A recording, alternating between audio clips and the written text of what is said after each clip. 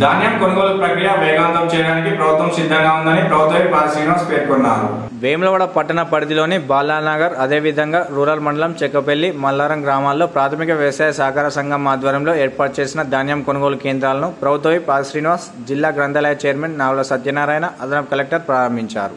రైతులు కష్టపడి పండించిన ధాన్యాన్ని సరైన ధరకు విక్రయించేందుకు ముఖ్యమంత్రి రేవంత్ రెడ్డి ఆధ్వర్యంలో ప్రభుత్వం విస్తృతంగా కొనుగోలు కేంద్రాలను ప్రారంభించిందని, వీటిని సద్వినియోగం చేసుకోవాలని కోరారు.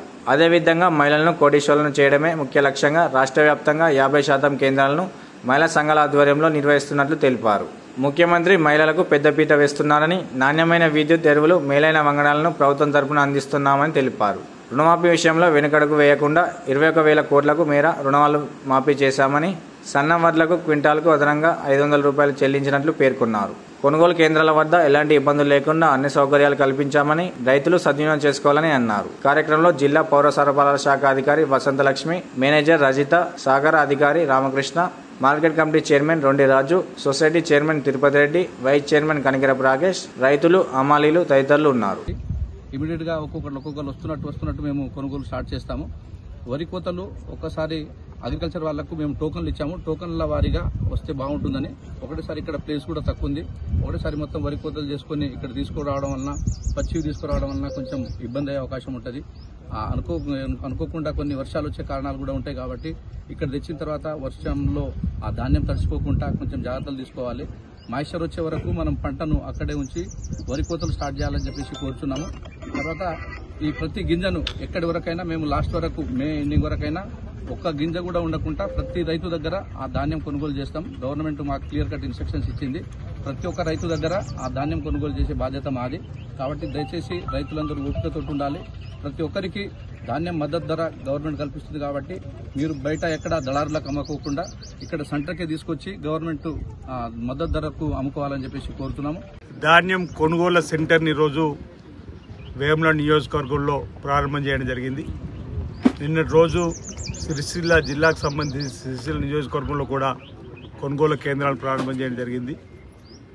రైతులు పండించినటువంటి పంటకు మద్దతు ధరను కల్పించడంతో పాటు ఆ మద్దతు ధర కొనుగోలు ప్రభుత్వమే చేయాలి, రైతుకు ఎలాంటి ఇబ్బంది తలెత్తకుండా చూడాలి, రైతులు రారాజుగా చూడాలని చెప్పి లక్ష్యంతో ఏర్పాటు చేసినటువంటి ధాన్యం కొనుగోలు కేంద్రాలలో 2004లో గౌరవ ముఖ్యమంత్రిగా వైఎస్ రాజశేఖర ప్రతినిధి బాధ్యతలు స్వీకరించిన తర్వాత అటు మహిళా సంఘాలను ఆర్థికంగా బలోపేతం చేయడానికి, ఇటు రైతులకు ఇబ్బంది తలెత్తకుండా చూడడానికి కోసం ఏర్పాటు చేసినటువంటి కొనుగోలు కేంద్రాలను మరి అప్పటి ఇప్పటివరకు యథావిధిగా కొనసాగుతూ ముందుకు పోతున్న క్రమంలో ఈ జిల్లాలో అంటే రాష్ట్ర వ్యాప్తంగా కూడా ఒక నిర్ణయం, రాష్ట్ర వ్యాప్తంగా 50% సెంటర్స్ అన్నీ కూడా మహిళా సంఘాలకు ఇచ్చే ఏర్పాటు చేసి ఇందిరా మహిళా శక్తి ద్వారా వాళ్ళను కూడా ఆర్థికంగా ఎదగడానికి చేసేటువంటి కార్యక్రమాన్ని చేస్తూ, మరోవైపు పిఎస్సి సెంటర్లు, డిసిఎంఎస్ సెంటర్లు, మార్కెట్ కమిటీకి సంబంధించిన సెంటర్ల ద్వారా కూడా ఎక్కడ ఏ గ్రామంలో కూడా రైతుకు ఇబ్బంది తలెత్తకుండా చూసేటువంటి కార్యక్రమాన్ని